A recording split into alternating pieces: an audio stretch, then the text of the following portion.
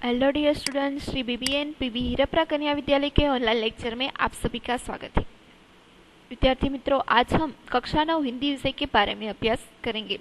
जो आज गद्य 6 जिसका नाम है मेरी बीमारी श्यामा ने ली, उसके लेखक है हरिवंश राय बच्चन। जो मेरी बीमारी श्यामा ने ली वो एक गद्य है और उसका साहित्य प्रकार आत्मकथा अंश है, जो हरिवंश राय बच्चन जी की आत्मकथा में से लिया गया है। तो आज हम मेरी बीमारी श्यामा ने ली गद्य का शुरुआत करेंगे। उसमें हम सबसे पहले लेखक का परिचय देखते हैं। लेखक का नाम है हरिवंश राय बच्चन। उसका जन्म सन 1907 ईस्वी सन और निधन सन 2003 ईस्वी सन को हुआ था। अब हिंदी साहित्य में हरिवंश राय बच्चन का नाम उनकी एकमात्र कृति से ही अमर हो गया। अब देखा जाए तो छायावादोत्तर काल के कवियों में हरिवंश राय बच्चन विशिष्ट सर्जन रहे हैं। इलाहाबाद विश्वविद्यालय के अंग्रेजी के प्राध्यापक के रूप में तत्पश्चात हिंदी में साहित्य सेवा, आकाशवाणी और 2-1 अन्य स्थलों पर उन्होंने सेवाएं दी। अब भारत के एक विशिष्ट कवि के रूप में राष्ट्रपति जी ने उन्हें राज्यसभा का सदस्य मनोनीत किया गया था और प्रारंभिक नौकरी उसने पायोनियर प्रेस में की थी। अब जो कृति से लेखक का नाम सबसे श्रेष्ठ हुआ वो कृति का नाम है मधुशाला, जो एक काव्य कृति है। मधुशाला कवि जो कृति है काव्य कृति, उससे बच्चन जी को इतनी शोहरत मिली थी कि मधुशाला का सभी सभा सम्मेलनों और कवि गोष्ठी में उसकी बात की जाती थी और लोग उसकी काव्य पंक्तियां सुनने के लिए बड़ी संख्या में उमड़ते थे। अब उसके कार्यकाल की बात करें तो हरिवंश राय बच्चन जी है, उन्होंने कैम्ब्रिज यूनिवर्सिटी से जॉन पेट्स नामक कवि के समग्र वाग्मय पर उन्होंने पीएचडी की पदवी प्राप्त की है और केंद्रीय मंत्रालय दिल्ली में उन्होंने हिंदी विशेषज्ञ के रूप में अप्रतिम कार्य किया है। उनको कई प्रकार के पुरस्कार भी मिले थे, जैसे सेवियत लैंड पुरस्कार, साहित्य अकादमी पुरस्कार और पद्म भूषण आदि प्रकार के पुरस्कार उसको प्राप्त हुए थे। अब यहाँ पर उसकी एक काव्य पंक्ति है जो मधुशाला से ली गई है। तीर पर किसी रुकू में आज लहरों का निमंत्रण, इस पार प्रिय तुम हो, मधु है और उस पार न जाने क्या होगा। जैसे काव्य कृतियां आज भी लोगों के जबान पर है। तो हरिवंश राय बच्चन जी की काव्य कृतियां जो मधुशाला से इतनी प्रसिद्ध हुई थी कि लोग है उसकी काव्य कृति का हर जगह परिचय मिलता है। अब उनकी जो काव्य संग्रह है उसकी बात की जाए तो मधुशाला, निशा निमंत्रण, सप्तरंगिनी, मिलन यामिनी, आकुल अंतर और एकांत संगीत नामक उनके सुप्रसिद्ध काव्य संग्रह है। अब हरिवंश राय बच्चन जी ने आत्मकथा भी लिखी है जो 4 भागों में विभाजित है, जिसका पहला भाग है क्या भूलूं क्या याद करूं, दूसरा भाग है नीड का निर्माण, फिर तीसरा भाग है बसेरे से दूर और चौथा भाग है 10 द्वार से सोपान तक। यह 4 खंडों में उन्होंने अपनी आत्मकथा लिखी है, जिसमें मेरी बीमारी श्यामा ने ली वो एक आत्मकथांश है। जो हमारा पाठ है वो जो क्या भूलूं क्या याद करूं में से लिया गया है। बच्चन जी की प्रथम पत्नी का नाम श्यामा था, जो सही अर्थ में एक आदर्श जीवन संगिनी थी। श्यामा की बीमारी उनकी खुद की न होकर बच्चन जी की थी, जो सेवा करते करते ले ली गई थी। बच्चन जी का यह मंतव्य श्यामा की पति भक्ति, कर्तव्य परायणता और निष्ठा का प्रतीक है। बच्चन जी बताना चाहते हैं कि श्यामा जो उसकी प्रथम पत्नी थी वो सही अर्थ में एक जीवन संगिनी थी। वो यह पाठ का उद्देश्य है। प्रस्तुत आत्मकथांश में श्यामा की बीमारी दर्दनाक और कारुण्य सपक निरूपण मिलता है, तो दूसरी और कवि की भावुकता और संवेदनशीलता का प्रकटीकरण मिलता है। क्या भूलूं क्या याद करूं श्री हरिवंश राय बच्चन की आत्मकथा है। हिंदी के इस सुप्रसिद्ध कवि ने अपने संस्मरण के बड़े रोचक ढंग से आलेखित किया है। तदुपरांत कवि अपने जीवन घटनाओं के साथ उस युग का चित्रण भी देते हैं। प्रस्तुत अंक क्या भूलूं क्या याद करूं से लिया गया है। इसका यह शीर्षक मेरी बीमारी श्यामा ने ली वस्तुतः भी निर्देश करता है। अब हम पाठ की शुरुआत करेंगे।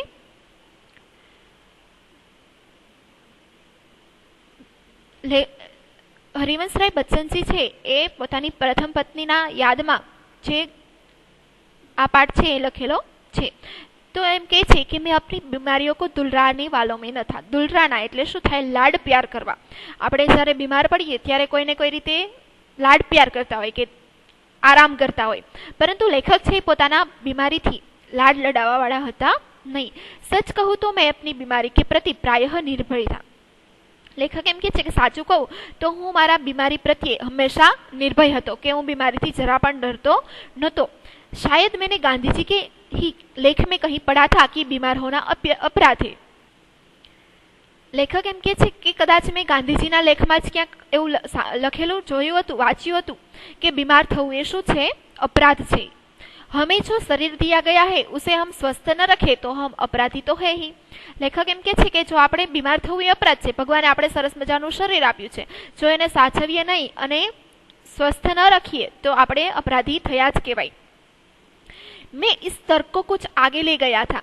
આ જે તર્ક હતો, આ જે વાત હતી એને લેખક છે કંઈક આગળ લઈ ગયા હતા અને એને શું વિચાર્યું હતું કે अपराधी को दंड देना ही चाहिए. मतलब કે જો આપણે બીમાર પડીએ તો આપણે અપરાધી કહેવાય, તો અપરાધીને સજા મળવી જ જોઈએ. मुझे जब भी कभी छोटी मोटी बीमारी होती जैसे जुकाम, बुखार, खांसी, सिर दर्द तो मैं खाट पर न लेटता और भी अपने से काम लेता. લેખક છે જ્યારે એને નાની મોટી બીમારી થાય, જેમ કે જુખામ એટલે શું થાય? તાવ,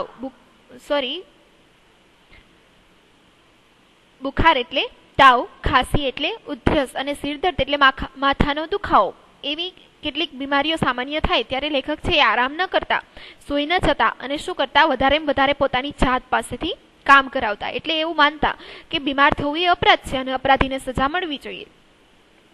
मुझे भरे फूट बुखार में अपनी रात की ट्यूशन पर जाने की याद है. લેખક એમ કહે છે કે મને ભરે ફૂટ એટલે કે ખૂબ જ વધારે તાવ હોય ત્યારે મને રાતે ટ્યુશન કરાવવાનું યાદ છે. મતલબ લેખકને ગમે તેટલો તાવ હોય, સામાન્ય એવી બીમારી હોય તો એને નજરઅંદાજ કરી અને પોતાનું કામ છે એ રેગ્યુલર કરતા. बुखार की गर्मी और तेजी में तो मैं और जोश से पढ़ाता. मजदूरी करके रोटी कमाने वाले को बीमार पड़ने का क्या अधिकार है. જ્યારે લેખક છે એને તાવ હોય ત્યારે એની તાવની ગરમી હોય તો જેવી તાવની ગરમી વધારે હોય એવી જ રીતે લેખક છે એ જોશથી પઢાવતા. મતલબ કે ખૂબ જ હોશે છે એ બધાને ભણાવતા અને એવું માનતા કે જે લોકો મજૂરી કરી અને રોટી મતલબ કે મજૂરી કરીને કમાતા હોય એને બીમાર પડવાનો કોઈ અધિકાર નથી. बीमारी अमीरों की हरमजदगी है. बीमारी છે એ કોને લાગવી જોઈએ? અમીર લોકોને, જે પૈસાવાળા હોય તેમને. હરમજદગી એટલે હરામીપણું છે કે જે લોકો અમીરો છે, જે કંઈ કામ નથી કરતા, આરામ ઉપર હોય, એ લોકોએ ખરેખર બીમાર પડવું જોઈએ. જે લોકો મહેનત કરી અને પૈસા કમાતા હોય એમને બીમાર પડવાનો કોઈ જ અધિકાર નથી, એવું લેખક માનતા હતા. ગરીબો કો ઉસે પીછે ન લગાના ચાહીએ. એવું માનતા હતા કે ગરીબો છે એને પોતાના જે બીમારી હોય એને પોતાની પાછળ આવવા દેવી ન જોઈએ. लिखने में तो ऊंचा बुखार मुझे सब तरह से सहायक, प्रेरक और प्रोत्साहक लगता था. જ્યારે વધારે પડતો બુખાર એટલે વધારે પડતો તાવ હોય ત્યારે લખવામાં લેખકને ખૂબ જ સહાયતા મળતી હતી, કે એને પ્રેરણા મળતી હતી, પ્રોત્સાહન મળતું હતું, કે જેમ એને વધારે તાવ હોય તેમ એ પ્રોત્સાહન મળતું હતું. એક तरह की आग जिससे मैं अनुभूतियों को ताप आता. એક બાજુ છે એ બુખાર એટલે કે તાવને કારણે શરીરમાં એકદમ ગરમ થઈ ગયું હોય, કે ટેમ્પરેચર છે, તાપમાન છે શરીરનું વધી ગયું હોય તો એના કારણે જે સંવેદના છે એ વધારે આવતી અંદરથી. जिसमें गल पिघल कर मेरा हृदय ढलता. અને એમાંથી પોતાના અંદરની જે વેદનાઓ છે એ ગળી ઉકળી અને બહાર આવતી. एक तरफ की भुट्टी जो मेरे विचार भाव कल्पनाओं को उबाल देकर उच्छलित करती. અને એક બાજુની ભઠ્ઠી એટલે કે ગરમી છે એ લેખકની જે અંદરની જે વેદનાઓ હોય, વિચારો હોય, ભાવો હોય, કલ્પના હોય એને ઉકાળી અને બહાર લાવતી. यह तो मैं नहीं कहूँगा कि बुखार में अदबदाकर दिखता था. લેખક એમ કહે છે કે હું એવું ન કહી શકું કે મને તાવ હોય ત્યારે અદબદાકર એટલે શું થાય? जबरदस्ती. कि હું એમ ન કહી શકું કે હું તાવ આવ્યો હોય ત્યારે जबरदस्ती लगतो. पर अगर मैं लिखना चाहता था तो बुखार मेरे लिए कोई बाध नहीं बन सकता था. परंतु लेखक जो લખવા બેસે તો એને તાવ છે એ કોઈ રીતે अड़चनरूप बनतो नतो. हल्के बुखार में तो मेरे सब काम हस्ब मामूल होते रहते थे. हल्को એટલે કે સામાન્ય જ્યારે તાવ હોય ત્યારે એના બધા જ કામ હસ્બ મામૂલ એટલે કે નિયમિત રીતે, જેમ રીતે રેગ્યુલર કરતા હોય એવી જ રીતે થતા. कोई मेरा बदन छूकर कभी कहता था कि तुम्हें तो बुखार है तो मैं पट से जवाब देता था कि हाँ बुखार है और मैं भी ફૂ. લેખક એમ કે છે કોઈ મારા શરીરને અડીને, બદન એટલે શું થાય? શરીર. શરીરને અડીને એવું કહી શકે કે તમને તો તાવ છે, ત્યારે તેને લેખક છે એનો સામેથી એવો આન્સર આપતા, જવાબ આપતા કે હા તાવ છે અને તાવની સામે લડવા માટે હું પણ છું. शायद किपलिंग ने अपनी आत्मकथा में लिखा है कि कभी उसे बुखार में भी काम करना पड़ता था और जब वह बुखार में होते थे तो अच्छी कहानियां लिखता था. किपलिंग જે એક અંગ્રેજી લેખક છે, એક બ્રિટિશ લેખક છે. તેમનો જન્મ છે 1865માં મુંબઈમાં થયો હતો. કિપલિંગ છે એની વાત કરવામાં આવે તો એક ખૂબ જ પ્રભાવશાળી કથાકાર અને કવિ પણ હતા. તેમણે અંગ્રેજી ભાષામાં કેટલી બધી કાવ્યકૃતિઓ છે એ લખેલી હતી અને એમ કહી શકાય કે કિપલિંગ છે એને અંગ્રેજી ભાષામાં કાવ્યકૃતિઓનો ભંડાર આપેલો છે. તો એ કિપલિંગની છે લેખક વાત કરે છે કે કિપલિંગ છે એને પોતાની આત્મકથા લખેલી છે. એમાં એમણે એવું કહ્યું છે કે મને मतलब किपलिंग ने વધારે પડતો જ્યારે તાવ હોય ત્યારે એ સારી એવી કહાની मतलब કે વાર્તાઓ છે એ લખી શકતા હતા. बुखार में कम लिखने की मुझे याद नहीं, वह कैसे बन पड़ा, इसका निर्णय मैं न देना चाहूंगा. लेखक एम के છે કે તાવના વખતે મેં કંઈક ઓછું લખ્યું હોય એવું મને યાદ નથી કે કેવી રીતે મારાથી લખાઈ ગયું, એનો હું નિર્ણય ન આપી શકું. પ્રસંગવશ मुझे याद आ गया है. લેખક છે એમ કે છે કે મને પ્રસંગવશ એવું યાદ આવી ગયું છે કે સંજોગોવશાત મને એવું યાદ આવી ગયું છે कि अपनी दो चट्टाने की दो कहानियां, सबसे बड़ी दो कविताएं सत्र के नोबेल पुरस्कार ठुकरा देने पर और दो चट्टान तथा सिसिफक्स बरक्स हनुमान मैंने प्लू ऋषि में पढ़े पढ़े लिखी थी. હવે આ સત્ર છે એક વ્યક્તિનું નામ છે, તેમને જે નોબેલ પુરસ્કાર છે એનો સ્વીકાર નહોતો કર્યો, એના ઉપરથી તેમને દોઢ ચટ્ટાન એવો કવિતા છે એ લેખકે લખેલી હતી. હવે આ સત્ર કોણ હતા તેમની વાત કરીએ તો જ્યાપાલ સત્ર એમનું નામ છે. એનો જન્મ છે 1905માં પેરિસમાં થયો હતો. તે એક ફ્રેન્ચ અને જર્મનના સુપ્રસિદ્ધ સાહિત્યકાર હતા. એના વાત કરીએ તો એક સમાજશાસ્ત્રી પણ હતા. તેમનું વ્યક્તિત્વ છે ખૂબ જ તેજસ્વી હતું અને તેમણે નોબેલ પુરસ્કાર પોતે સ્વીકાર કર્યો નહોતો, ઠુકરાવી દીધો હતો. તો આ સત્ર જે નામના વ્યક્તિ છે, સાહિત્યકાર છે, તેમણે નોબેલ પુરસ્કાર જ્યારે અપનાવ્યો નહોતો ત્યારે એની બદલામાં લેખકે દો ચટ્ટાન એવું એક કાવ્ય સંગ્રહ કવિતા છે એ લખેલી હતી. અને એના સિવાય સિસિફક્સ બરક્સ હનુમાન એ પણ એને લખેલી હતી. સિસિફક્સ છે એ પણ વ્યક્તિનું નામ છે.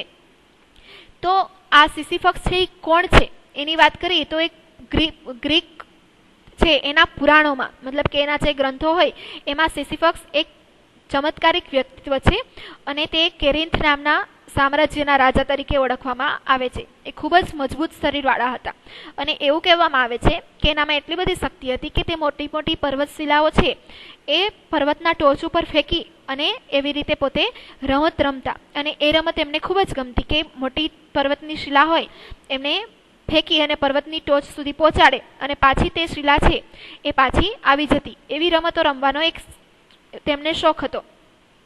અને એવું કહેવામાં આવે છે કે સિસિફક્સ નામના રાજા હતા, તેમને પોતે મૃત્યુને પોતાના વશમાં કરી લીધું હતું.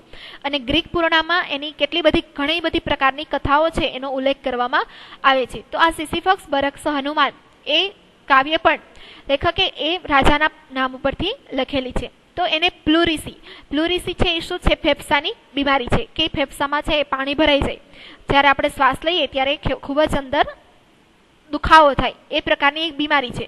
તો એવી બીમારી લેખકને થઈ હતી ત્યારે એમને આ બે કવિતાઓ છે એ લખી હતી. તો એમ કે છે એના ઉપરથી લેખક એમ કે છે કે ક્યારેય બીમારી છે આપણે કામ કરવા માટે રોકી શકે નહીં. बहरहाल जब मैं अपनी जवानी पर था बीमारी मुझे पराजित न करती थी, मैं ही अपनी जीत से बीमारी को पराजित कर देता था.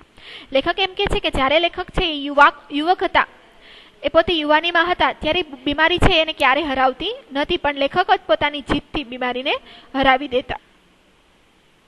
બુખાર સુખાર આખિર કિતને દિન ચલતા, આપણે એમ કહીએ ને તાવબાવ કે તાવબાવ છે એ કેટલા દિવસ ચાલે.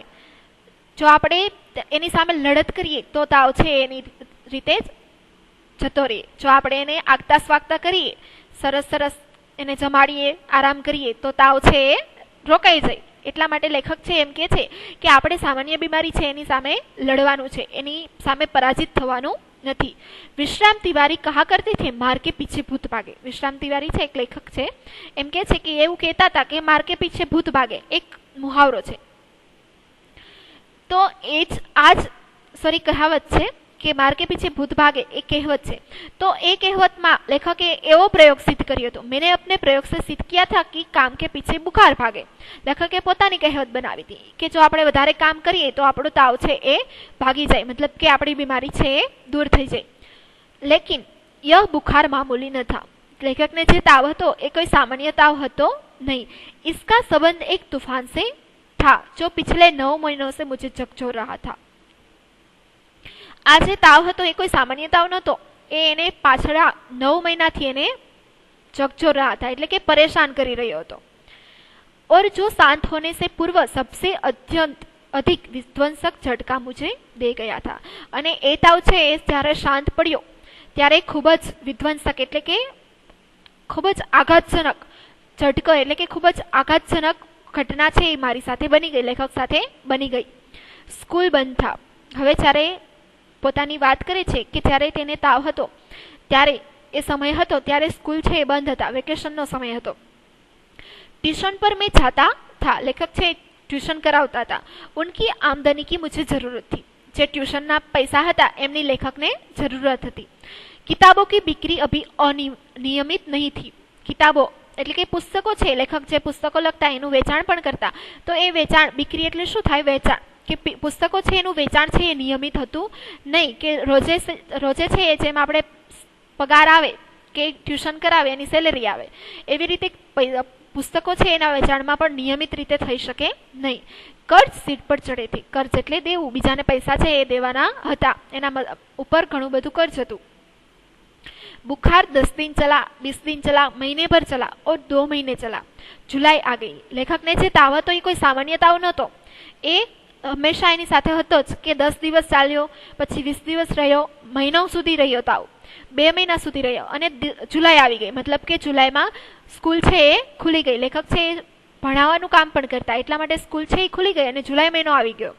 अब बुखार के साथ ट्यूशन पर भी न जाना था।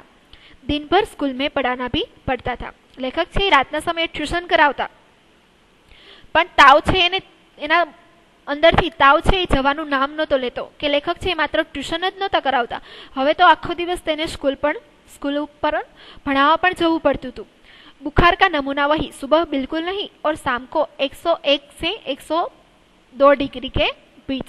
बुखार છે એટલે કે એને જે તાવ હતો એનો નમૂનો, મતલબ કે એને એક જ પ્રકારનો તાવ આવતો કે આખો દિવસ છે કંઈ ન હોય અને રાતનો સમય થાય ત્યારે 101 થી 102 डिग्री સુધીનો તાવ આવી જતો।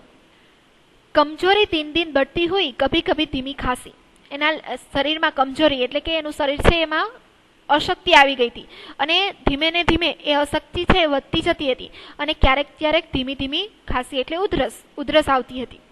દવા, શોકિયા, દવા બાટુ और एक હોમિયોપેથી कर रहा था। લેખકે ઘણા પ્રકારની દવા છે એ અપનાવી લીધી, ઘણી બધી પ્રકારની દવાઓ કરી। શોકિયા દવા બાટુ એટલે કે દવા બાટવા વાળા હોય એની પાસે પણ દવા લઈ લીધી।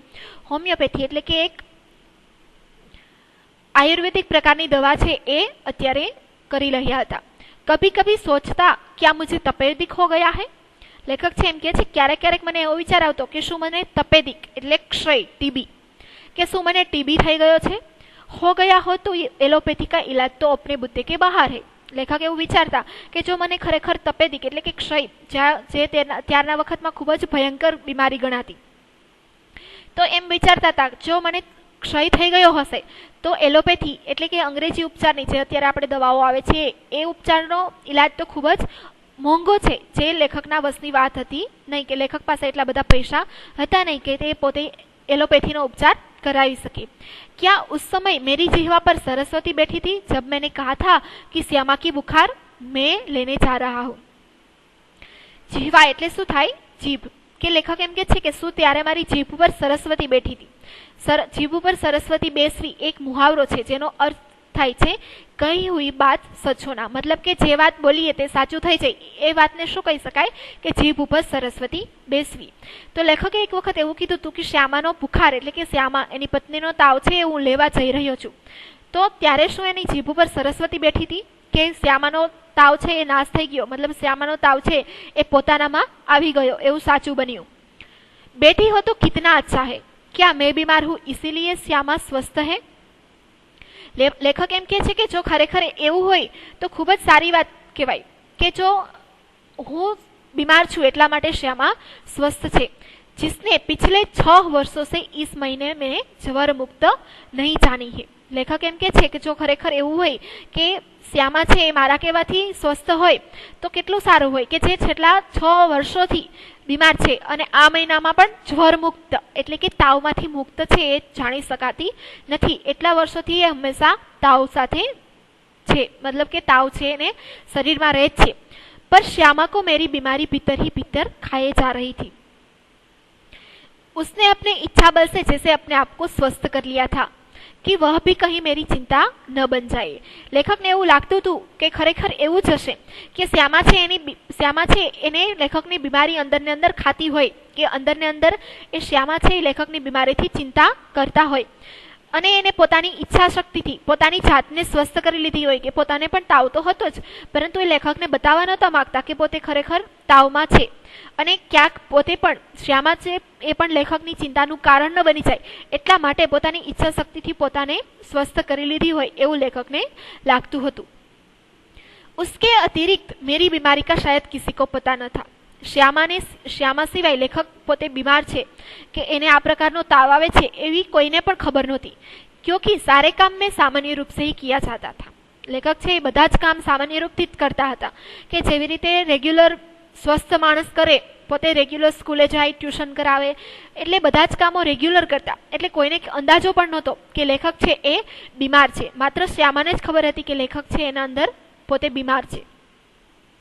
गर्मी में तो सभी बहुत दुबले हो ही जाते हैं.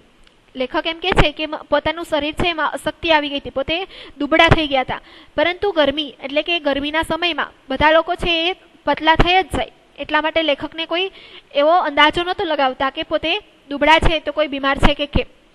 एक दिन उसने मुझे यह कहा कि मैं डॉक्टर बीके मुखर्जी से अपनी परीक्षा कराऊं. डॉक्टर बीके मुखर्जी છે એલોપેથીના ડોક્ટર હતા, એલોપેથીનો ઉપચાર કરતા હતા. તો શ્યામાએ એક દિવસ લેખકને કીધું કે તમે ડોક્ટર बीके मुखर्जी પાસે પોતાનું ઈલાજ કરાવો.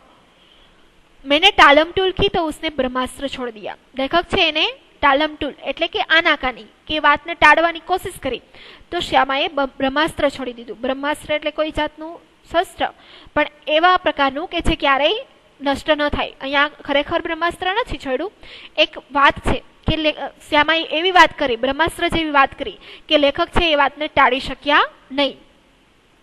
મેં જબ તક अपने को डॉक्टर को नहीं दिखलाऊं वह खाना नहीं खाएगी. એની પત્નીએ એવું કીધું કે જ્યાં સુધી તમે ડોક્ટર પાસે બીકે મુખર્જી પાસે પોતાનો ઈલાજ નહીં કરાવો ત્યાં સુધી હું જમવાનું જમીશ નહીં. બ્રહ્માસ્ત્ર કો તો માનના ही था. હવે હરિવંશરાય બચ્ચન છે એને પત્નીની વાત માનવી જ હતી, કારણ કે એને એવી વાત કહી દીધી કે જે ક્યારેય પાછી ટાળી શકાય નહીં. એની પત્ની છે એ જમવાનું ન જમે એટલા માટે લેખકે છે એ વાત માનવી જરૂરી પડી. डॉक्टर मुखर्जी को भय था कि मुझ पर क्षय का आक्रमण हुआ है. डॉक्टर मुखर्जी ने पण एवो डर હતો કે લેખક છે એને એના ઉપર ક્ષયનું આક્રમણ થયું છે, મતલબ કે લેખકને ખરેખર ટીબી કે ક્ષયનો રોગ થઈ ગયો છે. नुस्खा उन्होंने लिख दिया और कुछ दिन चिंता मुक्त होकर पूरी तरह आराम करने को कहा. डॉक्टर मुखर्जी છે એને લેખકને નુસ્ખો મતલબ પ્રિસ્ક્રિપ્શન જે દવાનું કાગળિયું હોય એ લખી દીધું અને એમ કીધું કે જ્યાં સુધી દવા ચાલતી હોય ત્યાં સુધી કોઈ પણ જાતની ચિંતા કરવાની નહીં અને પૂરી રીતે આરામ કરવાનો, કોઈ પણ જાતનું કંઈ કામ કરવાનું નહીં. નુસ્ખા મુજે મોત કા પરવા ના લગા. નુસ્ખા છે મતલબ જે પ્રિસ્ક્રિપ્શન લખી દીધું એ લેખકને શું લાગ્યું કે એના મોતની ચિઠ્ઠી આવી ગઈ હોય ભગવાન બાજુથી, કે એના મોતનો કાગળ આવી ગયો હોય એવું એને લાગવા લાગ્યું. અને એના મનમાં વિચાર આવ્યા મને કોઈ પણ વ્યક્તિ હોય એને જો ખ્યાલ આવે કે એને ભયંકર બીમારી છે અને વધારે નહીં જીવી શકે તો એના મનમાં જુદા જુદા વિચારો આવે ને, એવી જ રીતે લેખકના મનમાં પણ જુદા જુદા વિચારો આવવા માંડ્યા. ક્યાં મેરી વિદા કા સમય આ ગયા. એ જે ક્ષયનો રોગ હતો એટલે એવું લાગવા માંડ્યું કે શું મારી વિદાયનો સમય આવી ગયો છે. ક્યાં ઉતને ही दिन के लिए आया था. લેખકને એવું લાગ્યું કે હું શું આટલા સમય માટે જ અહીંયા પૃથ્વી ઉપર આવ્યો હતો. इतना ही गाने गुनगुनाने, केवल इतना ही श्रम संघर्ष करने, इतने ही दुख संकट उठाने. એના મનમાં જુદા જુદા પ્રશ્ન થતા હતા કે શું આટલા દિવસ માટે જ પૃથ્વી ઉપર આવ્યો હશું આટલા દિવસ માટે જ ગાવા અને ગણગણવા માટે, શ્રમ અને સંઘર્ષ કરવા માટે, આટલા દુઃખો અને મુશ્કેલીઓનો સામનો કરવા માટે હું અહીંયા આવ્યો હતો? પછી એના કાવ્યની એક પંક્તિ છે એ પોતે યાદ કરે છે કે સ્વાગત કે ही साथ विदा की होगी होती देखी तैयारी बंद लगी होने खुलते हैं मेरे जीवन की मधुशाला। એ પોતે પોતાની કાવ્ય પંક્તિ રજૂ કરે છે કે મારી સ્વાગતની સાથે જ મારી વિદાયનો સમય આવી ગયો હોય અને મારી વિદાયની તૈયારી થતી હોય એવું એમને લાગતું હતું, અને એવું લાગતું હતું કે એના જીવનની મધુશાલા છે એ ખુલતાની સાથે જ બંધ થતી હોય એવું એને લાગતું હતું। क्या मैंने अपनी भविष्यवाणी स्वयं कर दी थी? लेखक एम कहे कि શું મેં મારી ભવિષ્યવાણી છે એ પોતે જાતે જ કરી દીધી કે હું શું ખરેખર મૃત્યુ પામીશ? સબસે મર્મવેદી પ્રશ્ન થા, બધાથી મર્મ એટલે અર્થસભર પ્રશ્ન એ હતો, क्या श्यामा के भाग्य में वैधव्य भी लिखा है? લેખક છે એ જો મૃત્યુ પામે તો એની પત્ની શ્યામા છે એ શું થઈ જાય? વૈધવ્ય એટલે વિધવા, વૈધવ્યપણું એટલે વિધવાપણું, કે શું શ્યામાના ભાગ્યમાં વિધવાપણું લખેલું છે? જો પોતે દુનિયામાં નહીં રહે તો શ્યામા છે એ વિધવા થઈ જશે। એવા જુદા જુદા પ્રશ્ન છે એના મનમાં થતા હતા। મરને સે મુझे ડર નહીં થા, વહ મુझे કઠિન ભી નહીં લગા। લેખક એમ કે છે કે મને મૃત્યુથી ડર નહોતો અને મને કઈ મૃત્યુ છે કઈ અઘરું પણ નહોતું લાગતું। કઠિન લગા મરને સે પહેલે જીના, સૌથી વધારે અઘરું શું લાગે કે આપણે જે મૃત્યુ પહેલા જે જીવ્યા હોય બધા લોકો સાથે આપણા જે સંબંધો હોય, બધા લોકોને લાગણીઓ હોય, એ લાગણીઓને તોડી અને દુનિયા છોડીને જવું છે એ ખૂબ જ અઘરું લાગે। આપણે મરવાથી ડર નથી લાગતો પણ બધાની લાગણીઓ છે એને છોડી અને જવાથી ડર લાગે છે। એટલે લેખક એમ કે છે કે મને અઘરું એ લાગે છે કે હું મરવા પહેલા જે જીવ્યો એ બધું અઘરું છે। પૂરે આરામ કે અર્થ હોગી ટ્યુશન છોડ દઉં। લેખકને ડોક્ટર બી કે મુખર્જીએ શું કહ્યું હતું કે કોઈ પણ પ્રકારનો ચિંતા નહીં કરવાની, બધી જ કામકાજ છોડી અને માત્ર આરામ જ કરવાનો। એટલે લેખક વિચારતા હતા કે પૂરો આરામ એટલે પૂરી રીતે આરામ કેવી રીતે થઈ? તો ટ્યુશનને છોડવું પડે, સ્કૂલમાંથી પણ છુટ્ટી લેવી પડે। જ્યાદા લઉં તો બગર તનખા કે લેને કો તૈયાર હું। એને વિચાર્યું કે જો હું વધારે છુટ્ટી લઉં, સ્કૂલમાંથી વધારે રજાઓ લે તો તનખ્વાહ એટલે પગાર, તો એને પગાર મળે નહીં, વગર પગારે પણ છુટ્ટી લેવા તૈયાર છે। फिर घर का खर्च कैसे होगा?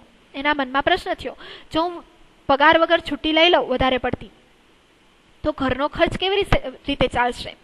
શાલિગ્રામ કેવલ अपनी तनख्वाह के बल पर घर नहीं चला सकते। શાલિગ્રામ છે એમના ભાઈનું નામ છે કે એમનો નાનો ભાઈ છે એ પોતાની તનખ્વાહ એટલે પોતાના એકના પગાર ઉપરથી ઘરનો ખર્ચો ચલાવી શકે નહીં। એ બધા સંયુક્ત કુટુંબમાં રહેતા હતા, એટલા માટે એના માતા પિતા, ભાઈ, એના પત્ની, લેખક એમના પત્ની એ બધા છે એક જ પગાર ઉપરથી ઘર ચલાવી શકે નહીં।